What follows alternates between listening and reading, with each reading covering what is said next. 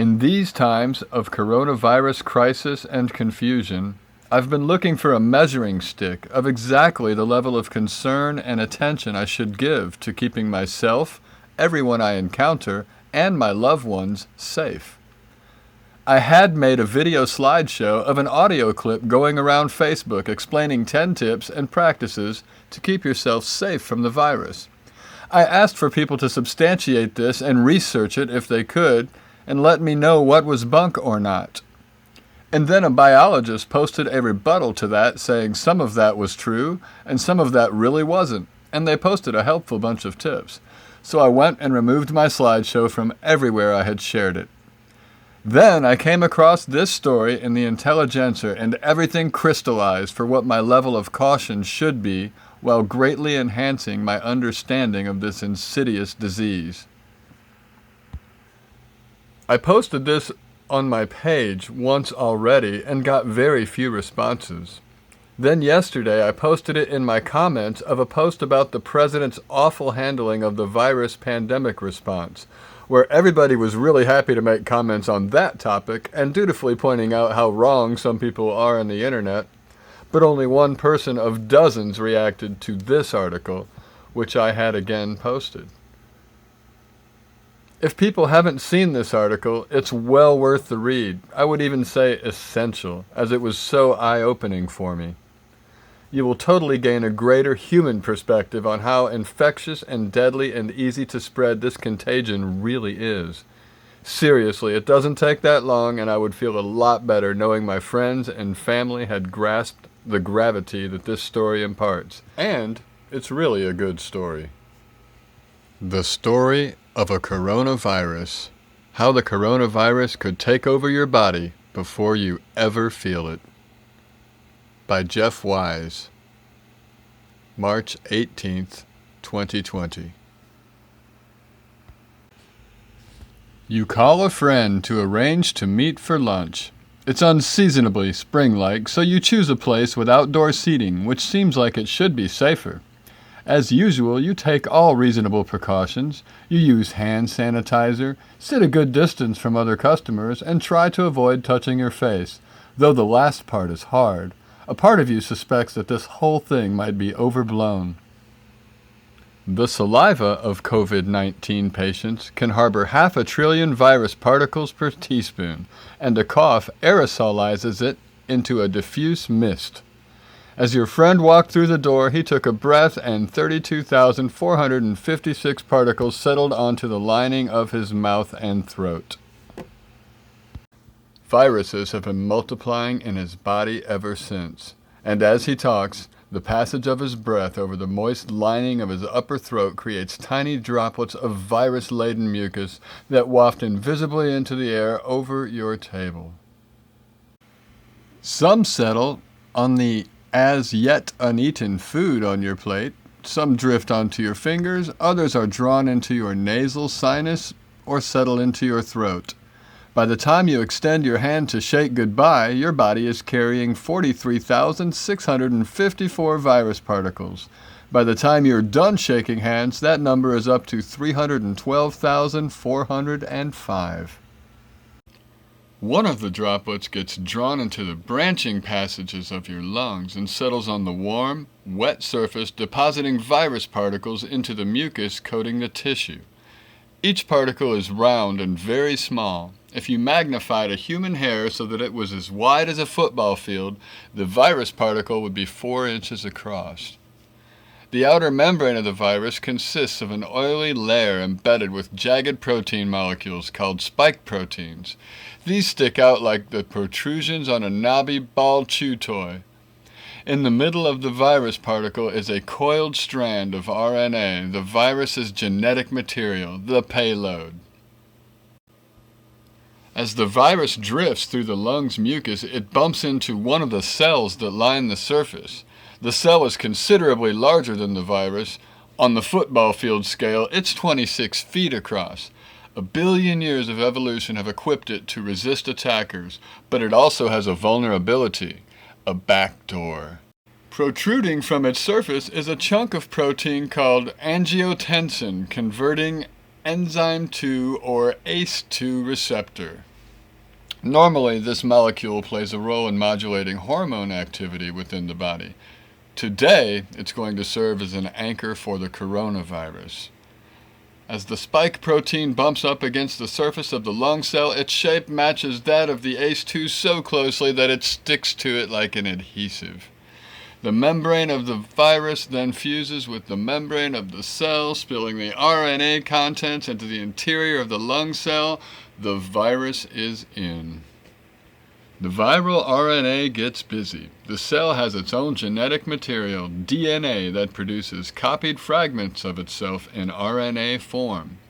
These are continuously copied and sent out into the main body of the cell, where they provide instructions for how to make the proteins that carry out all the functions of the cell. It's like Santa's workshop, where the elves dutifully hammering out the toys on Santa's instructions are complexes of RNA and protein called ribosomes. As soon as the viral RNA encounters a ribosome, that ribosome begins reading it and building viral proteins. These proteins then help the viral RNA to copy itself, and these copies then hijack more of the cell's ribosomes. Other viral proteins block the cell from fighting back. Soon the cell's normal business is completely overwhelmed by the demands of the viral RNA, as its energy and machinery are occupied with building the components of countless replica viruses. As they are churned out, these components are transferred on a kind of cellular conveyor belt toward the surface of the cell. The virus membrane and spike proteins wrap around RNA strands and a new particle is ready. These collect in internal bubbles called vesicles that move to the surface, burst open, and release new virus particles into your body by the tens and hundreds of thousands.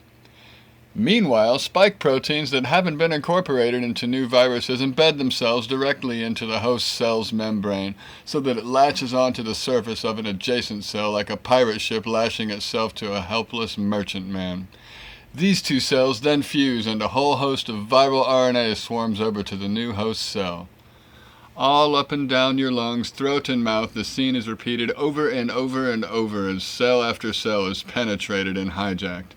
Assuming the virus behaves like its relative SARS, each generation of infection takes about a day and can multiply the virus 1,000,000-fold. The replicated viruses spill out into the mucus, invade the bloodstream, and pour through the digestive system. You don't feel any of this. In fact, you still feel totally fine. If you have any complaint at all, it's boredom. You've been a dutiful citizen, staying at home to practice social distancing, and after 2 days of binging on the Fast and Furious franchise, you decide that your mental health is at risk if you don't get outside.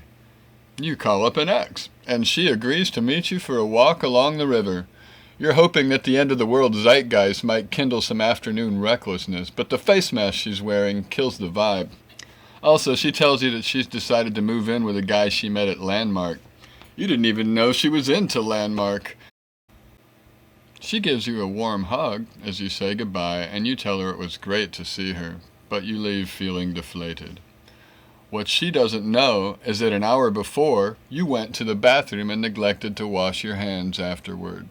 The invisible fecal smear you leave on the arm of her jacket contains 893,405 virus particles. 47 seconds after she gets home, she'll hang up her coat, then scratch an itch at the base of her nose, just before she washes her hands. In that moment, 9,404 viral particles will transfer to her face. In 5 days, an ambulance will take her to Mount Sinai. Like a retail chain gobbled up by private equity, stripped for parts and left to die, your infected cells spew out virus particles until they burn themselves out and expire. As fragments of disintegrated cells spread through your bloodstream, your immune system finally senses that something is wrong. White blood cells detect the fragments of dead cells and release chemicals called cytokines that serve as an alarm signal, activating other parts of the immune system to swing into action. When responding immune cells identify a cell that has become infected, they attack it and destroy it. Within your body, a microscopic battle of the Somme is raging within your immune system, leveling its Big Berthas on both enemy trenches and its own troops. As the carnage mounts, the body's temperature rises and the infected area becomes inflamed. 2 days later, sitting down to lunch, you realize that the thought of eating makes you feel nauseated. You lie down and sleep for a few hours. When you wake up, you realize that you've only gotten worse. Your chest feels tight, you've got a dry cough that just won't quit. You wonder, is this what it feels like? You rummage through your medicine cabinet in vain and ultimately find a thermometer in the back of your linen closet. You hold it under your tongue for a minute and then you read the result, 102. Fuck, you think, and crawl back into bed. You tell yourself that it might just be the regular flu, and even if worse comes to worst, you're young-ish and otherwise healthy. You're not in the high-risk group. You're right, of course, in a sense. For most people infected with the coronavirus, that's as far as it goes. With bed rest, they get better. But for reasons scientists don't understand, about 20% of people get severely ill. Despite your relative youth, you're one of them. After 4 days of raging fever and feeling sore all over, you realize that you're sicker than you've ever been in your life. You've got a dry cough that shakes you so hard your back hurts. Fighting for breath, you order an Uber and head to the nearest emergency room. You leave 376,345,090 virus particles smeared on various surfaces of the car, and another 323,443,865 floating in aerosols in the air. At the ER, you're examined and sent into an isolation ward. As doctors wait for the results of a test for the coronavirus, they administer a CT scan of your lungs, which reveals telltale ground glass opacities, fuzzy spots caused by fluid accumulating where the immune system battle is the most intense. Not only have you got COVID-19, but it's led to a kind of intense and dangerous pneumonia called acute respiratory distress syndrome, or ARDS, ARDS.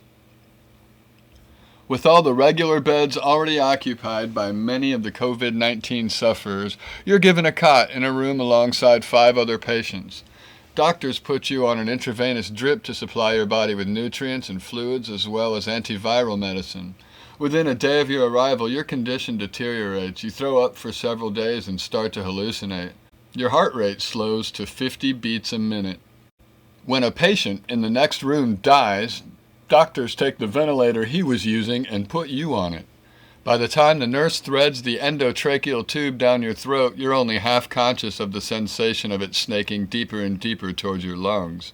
You just lie there as she places the tape over your mouth to keep the tube in place. You're crashing. Your immune system has flung itself into a cytokine storm, an overdrive of such intensity that it is no longer fighting just the viral infection, but the body's own cells as well. White blood cells storm your lungs, destroying tissue. Fluid fills the tiny alveolar sacs that normally let the blood absorb oxygen. Effectively, you're drowning, even with the ventilator pumping oxygen-enriched air into your lungs.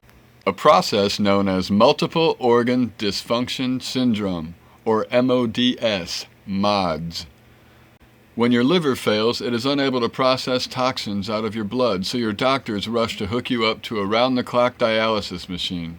Starved of oxygen, your brain cells begin to expire.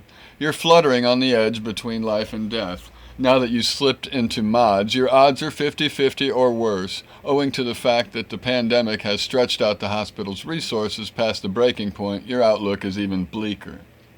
Lying on your cot, you half hear as the doctors hook you up to an extracorporeal membrane oxygenation, an ECMO machine. This will take over the work of your heart and lungs and hopefully keep you alive until your body can find its way back to equilibrium. And then you are flooded with an overwhelming sense of calm. You sense that you have reached the nadir of your struggle. The worst of the danger is over. With the viral attack beaten, your body's immune system will pull back, and you'll begin the slow, painstaking journey to full recovery. Some weeks from now, the doctors will remove the tube from your throat and wheel away the ventilator. Your appetite will come back and the color will return to your cheeks. And on a summer morning, you'll step out into the fresh air and hail a cab for home. And later still, you'll meet the girl who will become your wife, and you will have 3 children, 2 of whom will have children of their own who will visit you in your nursing home outside Tampa. That's what your mind is telling itself anyway, as the last cells of your cerebral cortex burst in starburst waves like the glowing algae in a midnight lagoon. In this isolation ward, your EKG goes to a steady tone. The doctors take away the ventilator and give it to a patient who arrived this morning in the official records of the COVID-19 pandemic. You'll be recorded as victim 592.